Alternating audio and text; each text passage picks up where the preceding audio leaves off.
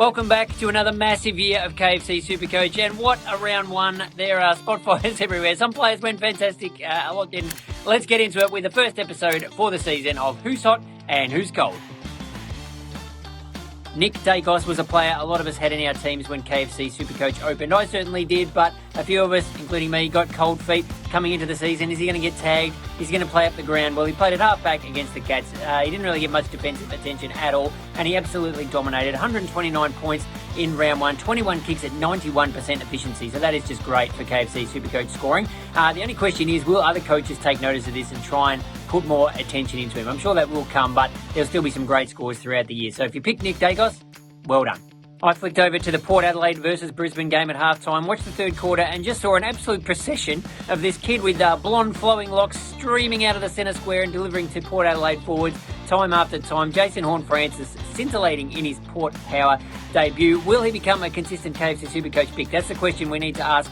Maybe after run round, maybe we need to look at him for one more week, but he looked absolutely fantastic. 25 disposals and a goal, 4 centre clearances, it looked like more from what I was seeing, and 136 points. So another fantastic pick, a mid-pricer who might go big. Is he one we have to all jump on next week? And one rookie I think we can be pretty confident in saying is going to be a success story this year. So if you don't have him already, you could probably move and try and bring him in this week. The issue will be finding the money because he's 198,000. But Harry Sheasel at North Melbourne. Clarko tricked us a little bit by naming him in the forward pocket going into that game, but then lined up at half-back, had 34 disposals, one of the best players on the ground. Now, he won't get to play West Coast every single week, so it'll probably get a little bit tougher, but 114 points on debut. You cannot ask for any more than that.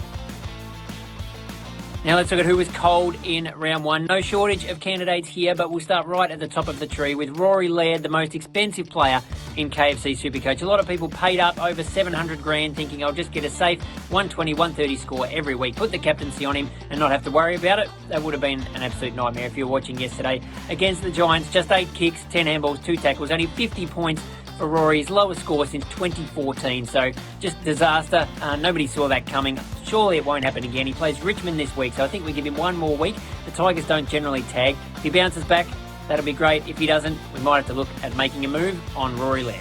It's a question we ask every year. How much can you read into practice match form? And if we're talking about Liam Jones at the Bulldogs, clearly the answer is not much. Scored over 100 a couple of weeks ago against North Melbourne in a pracky game. Then he comes out against the Demons on Saturday night and scores 5 KFC SuperCoach points. Absolute disaster.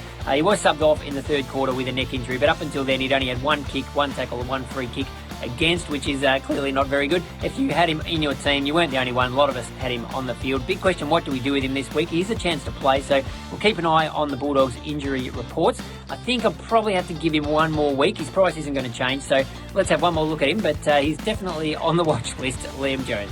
Just about my last decision in picking my team before the round one lockout was, do I go with Nat Fyfe or Jack Zeeble as my mid-pricer in the forward line? And I went with Fyfe.